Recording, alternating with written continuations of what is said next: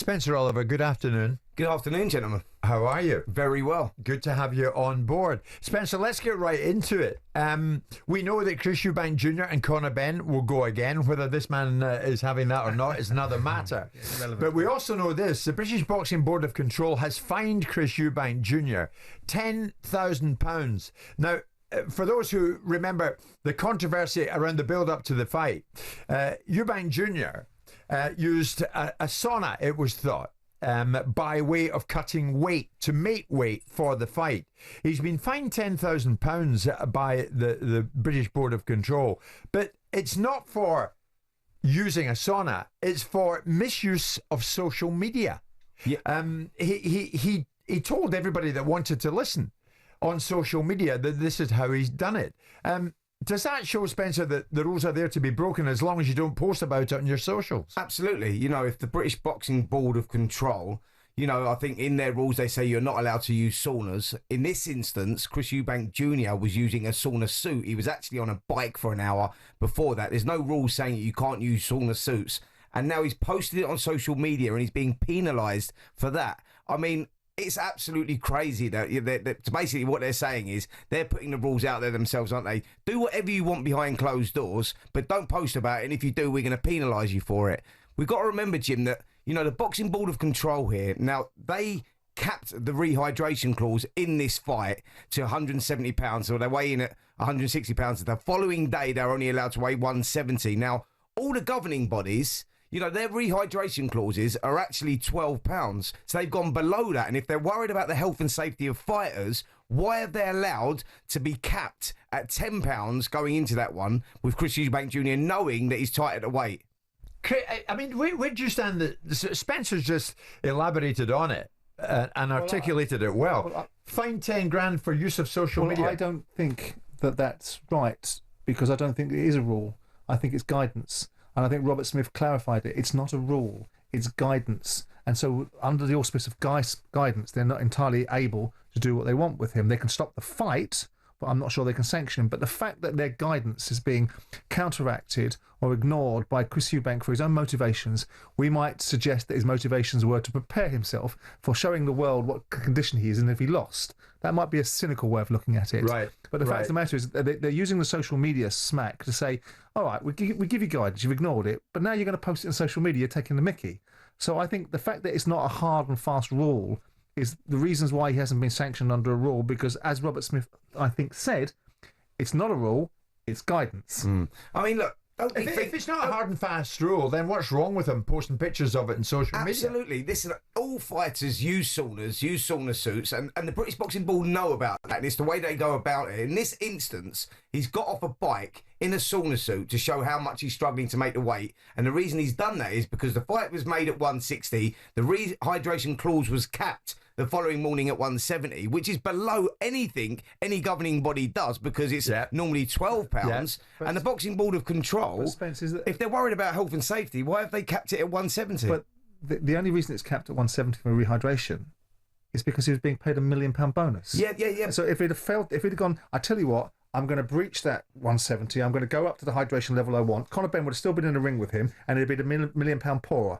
So it's got nothing to do with the British Boxing Board. No, but I understand that, Simon. But what I'm saying is, if they're worried about the health and safety of fighters, hence why they don't want them to use saunas and sauna suits and post about it, even though it's not in the rules and regulations that you can't do that. If they're that worried about it, why would they cap it at 170, knowing that any other governing body, the rehydration clause, is at one? But if they're worried about the safety of it, again, you're missing the point. They didn't cap it at 170. They sanctioned it and allowed it to go through under the auspice of the fact that if Chris Eubank wanted to breach it, the main consequences of breaching it were not a fight being stopped, was Chris Eubank didn't get his £1 million. Right. So the condition precedent was they're not capping it at 170. Eubank is being paid £1 million, from what I understand, to be below 170. So the Boxing Board of Control have obviously found out about that and want every part of that. Hence, with the 375 grand fine that he got for just narrowly missing the weight. You see that 100 grand for the slap. Exactly. And now 10 grand here. You go, come on. Well, I mean, what's going on here? When he missed a weight in fight week, he was fined 375 grand. He was handed 100 grand fine for slapping Ben with the head. You think he's bothered about all this? Of course he's bothered it, because at some point it's got to stop. You can't keep giving it to the British Boxing Board of Control. Let's take a look at this whole situation and what it is. You know, when we're talking about what is actually going on here, you've got a guy that's being victimised in my eyes because he keeps getting penalised for every little single thing. Yeah. And you've got certain people that you can get away with, you know, if you get good lawyers, and you can get away with certain situations and not be penalised for it and get the money that he's getting fined for. It just doesn't make any sense. Eubank Jr. victimised? No. Eubank Jr. signed a contract Yeah. to be at a certain weight. He failed it. The conditions, the fines would have been set on a token scale. And the other thing he's referring to, well, that's poor drafting of regulations from the British Boxing Board of Control that enabled people to skate out from underneath of failed drugs tests. Yeah. Spencer, you can hit me in the face with an egg anytime you like. I'm going to charge you nothing for it. Absolutely. A lot to get through in the final half hour. 12:30 this Thursday this lunchtime, 3 becomes 4 because Spencer is in studio alongside Simon and myself. But with Usyk against Dubois in mind, delighted that former cruiserweight world champion Tony Bellew joins us live. Tony, good afternoon to you, mate. Good afternoon, guys. How's it going? Very good, thank you. You're looking, if anyone's watching on YouTube and your smart TV, Tony's just sitting back this lunchtime, just lazing around, aren't you, Tony? You don't need to do much these days, mate. You've done the hard yards, have you not? I wish I was just lazing around, mate. I've got too many kids and too much going on to laze around, so absolutely not chasing them. Listen, where are you at then, as it's days away? Dubois Usyk, because part of the chat here, Tony, is that all of the Usyk camp, sure, always with their man, but maybe there was a feeling that this might be one fight too many for Oleksandr. And I ask you that, I suggest that to you in the knowledge that his longtime manager Alex Krashew is no longer going to be with him for this one. I've heard that one before, Jim, if I'm being totally honest, when it comes to Oleksandr Usyk being past his best, or has he bitten off more than he can chew? This guy's faced every style. This guy's faced every size you can possibly imagine. There's not a style or a size he hasn't faced, really, within his division and out of his division. So I don't see Daniel Dubois posing many new problems. What I do see is this is the best version of Daniel Dubois that he's faced. So Daniel Dubois is in the form of his career. He's coming off the best victories of his career. You know, the tide he's on at the moment is very high. You know, the victories over Jarrell Miller, over Philip Hergovich, and over Anthony Joshua, the resounding victories are massive and huge, you know, things that he can achieve. But it's a completely different face he's facing in Oleksandr Usyk. This is someone who's conquered him before. And this is not somebody who can be bullied. This is not somebody who can be intimidated. This is not somebody who can be dictated to. And I think that's where Daniel will struggle. Tony, where does Oleksandr Usyk get the motivation going over old ground against Daniel Dubois? You said there, you know, he is better than the last time they boxed out in Poland, 2023. Dubois since gone on, got bigger, better, stronger. Where does that motivation come from? Because he's risking his legacy, isn't he? Oh, we just lost Tony's line. We'll get back to Tony in just a second. What do you think, Simon? I mean, there is a thought process here that this might be one fight too many for Usyk. Well, I mean, he's a consummate professional. He's lived his life right. So whether it's one type fight too many, we'll not know because we don't know the impacts. We saw a surprising impact upon Deontay Wilder, and now we look back on the 3 fights that he had with Tyson Fury, and we say it's unexplainable. But no one saw Deontay Wilder falling apart the way that he has. I don't see Usyk in that space. The question for me and Spencer that we've debated repeatedly over the last 2 or 3 shows on Talk Boxing is, in order for Daniel to win this fight, it needs to be Daniel in his very best form and maybe Usyk 3 or 4% off, and that gives him an opportunity. The thing with Usyk is that he's such a specimen of a fighter and such an athlete, and lives his life in such a way. And if any of that's not changed, the only thing that can perhaps come into the mix is, does he get old overnight after the last Fury fight? Absolutely. Spencer, now that Tony's back, you want to make your point to him? Yeah, Tony, I was saying, where does Oleksandr Usyk, get the motivation from? He's going over old ground, and we do know that Daniel Dubois, since 2023 out in Poland, has got bigger, better, stronger, grown in confidence. So now it all goes in his favour. I know Usyk is, the pound-for-pound generational great right now, for sure. But where does he get that motivation from? It's quite clear, Spence, that the motivation doesn't come from money. So anyone thinking that Oleksandr Usyk is driven by money is wrong, because this guy has been financially secure since post my fight, to be being totally honest. He's earned an absolute fortune. He fights AJ, he fights Derek Chisora, he beats us all and beats us all up on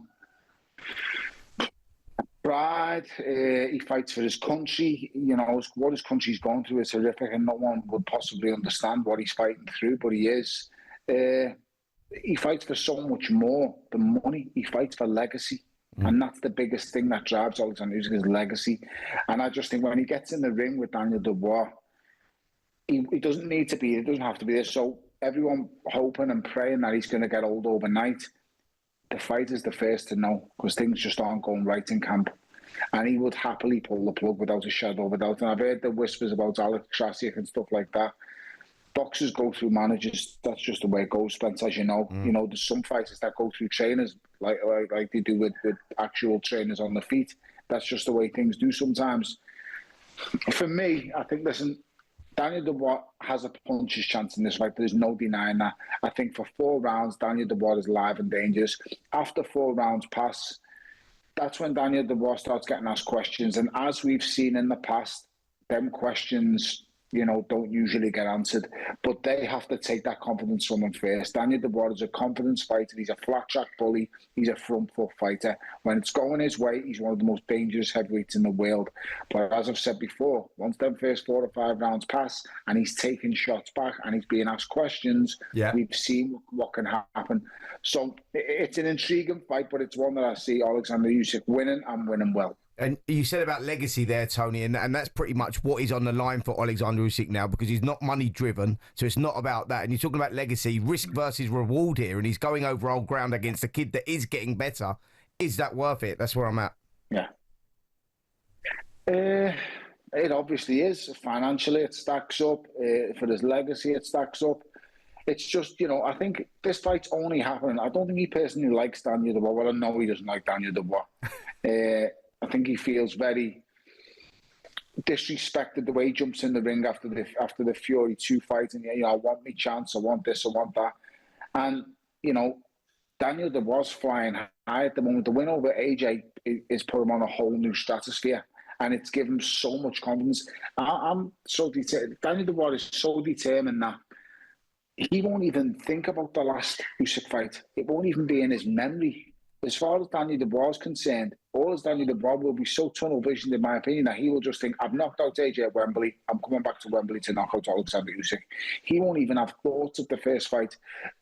Oleksandr Usyk is going to have to beat them into him again, and he's going to have to take his confidence and take his will. Can he do it? Yes, I think he can. Will it be as easy as last time? Maybe not. I think this might be the first time Oleksandr Usyk's ever had to climb off the floor. Off a headshot. I think he may have to climb off the floor, and I think he rides out a storm. But I think he gets the job done, and I think he stops him probably between round 8 and 12. But I do see Daniel Dubois at the most confident he's ever been. I do think he's a seriously dangerous fighter, but I think that confidence will be taken after round 6, and then he will be a target from rounds 6 to 9, and then if he lasts out to 12, fair play to him. But I don't think he will. It'll be too much. Tony, as always, thank you very much indeed. Former Cruiserweight World Champion Tony Bellew with us live this lunchtime, saying that Usyk will just have too much for Daniel Dubois come the 19th of this month. More from Spencer, myself and Simon after this. In the world of boxing, the UK's Hamza Shiraz is back in action this weekend as he takes on unified super middleweight title challenger Edgar Berlanga in New York. Where do we stand on this? We'll get the view of Spencer and Simon in a second. This was the very popular Hamza Shiraz speaking in the build-up to this to Ring Magazine. More experience, so I can say I've been in there, and it's not kind of the question you'd ask yourself before that, can I go for it? Can I do the 12 rounds? Am I on this level? And listen, I've been there, so now I'm a lot more calm. I'm a lot more I'm a lot more happier, to be fair. You're happier? Yep, a lot more happier. Whether that's moving up or whether that's the change I've made in the team, I think it's a mix of everything, to be fair. I mean, it's fair to say we're not entirely sure about the outcome of this for a variety of reasons, Spencer. But Shiraz struggled to assert himself after a draw against WBC middleweight champion Carlos Adames in Saudi Arabia back in February. And a lot of people said he was too cautious. He was too cautious. What will he show this time? You heard him there, but what's he about to produce? Look, there's a number of reasons why he could have been cautious. One, that he was making that middleweight limit. He's 6'3", and it was always a struggle for him to make that. And I think that showed in his performance. He damaged his hand, broke his hand, I believe, in the 5th round of the fight as well. And it was a below par performance for sure. Moving up to super middleweight is a good move for him. I think we're going to see the best of him at super middleweight. And as for Edgar Berlanga, the only real fight that he's been in was when he lost to Canelo Alvarez. That was back in September. He was convincingly beating that, dropped in the 3rd round as well. He's susceptible to a left hook, which Hamza Shiraz likes to throw. I think this is a good fight for Hamza Shiraz, and I think that making super middleweight, teaming up with Andy Lee as well, is a great move. He's a great tactician, and I think they're going there with a game plan.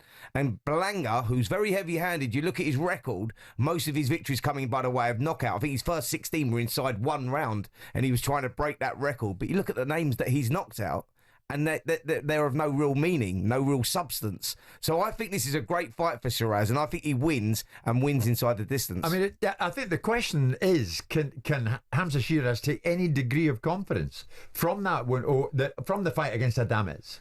Well, I think Andy Lee's job to install that in him, and he will do. And Andy Lee likes to see fighters being aggressive, so I think you'll see Hamza throwing some shots in this fight. I mean, people were talking about breaking his hand in the 5th round, but up until the 5th round, he didn't throw a lot then either. So he wasn't a great performance. And we also got to give a bit more credit to Carlos Adames, because he was better than people anticipated he would be.